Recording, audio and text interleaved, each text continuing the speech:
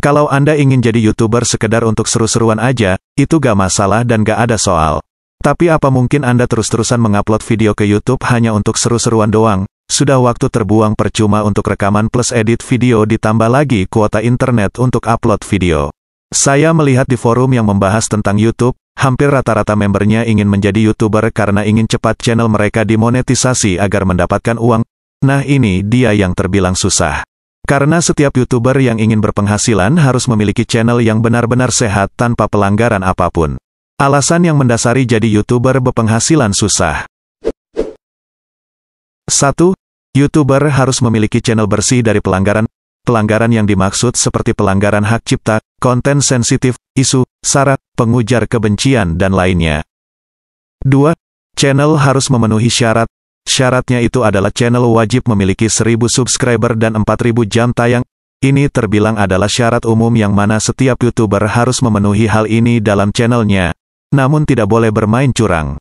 Maksud bermain curang di sini adalah dengan sub for sub atau beli subscriber booth untuk memenuhi syarat subscriber dan juga menyewa jasa penonton untuk memenuhi syarat jam tayang. 3. Masalah waktu. Mungkin setiap orang selalu bermasalah dengan waktu. Jika Anda adalah orang yang sabar mungkin akan kuat dengan ini. Hal inilah yang menjadi masalah paling berat untuk saat ini. 4. Penghasilan yang menurun. Pendapatan YouTube tercatat melesat dibanding tahun sebelumnya.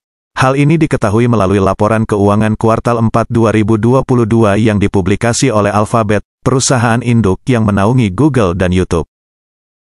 5. Penonton sedikit. Jika dibandingkan dengan dulu, mencari viewer YouTube sangatlah mudah. Lalu kenapa sekarang sulit? Bisa jadi terlalu banyak orang yang membuat channel YouTube, sehingga videomu sulit ditemukan karena tertimbun video-video terbaru. 6. Dismonetisasi. Mungkin ini menjadi alasan terakhir. Anda pikir jika Anda sudah menjadi YouTuber berpenghasilan Anda akan merasa aman, damai dan tenteram. Tidak bisa begitu kawan, ada ketakutan tersendiri bagi tiap-tiap YouTuber berpenghasilan. Ketakutan yang cukup populer adalah dismonetisasi. Ya, dismonetisasi menjadi momok bagi YouTuber karena dapat menghentikan penghasilan mereka di YouTube.